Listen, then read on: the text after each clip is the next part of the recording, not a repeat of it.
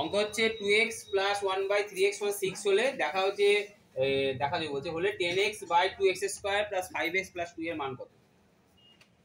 তো আমি কি করব, 2x প্লাস 1/3x সমান 6, এখান থেকে লসাগু করি, 3x লসাগু হয়, গুণ করলে কত হয় 6x স্কয়ার প্লাস কত 1 সমান কত 6, তাহলে এটা কত হলো 6x স্কয়ার প্লাস 1 সমান 18x। ক্লিয়ার?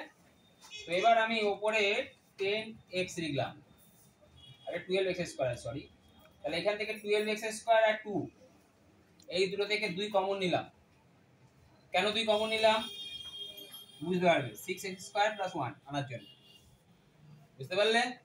হ্যাঁ, বাকি থাকলো কত করে 5x, তাহলে 10x আর এখানে 2 ইনটু কত 18x প্লাস কত 5x, তাহলে 10x সমান 36x প্লাস কত 5x, তাহলে 10x সমান কত 10x বাই 41x, x কেটে দিলাম 10 বাই কত 41। বুঝতে পারলে?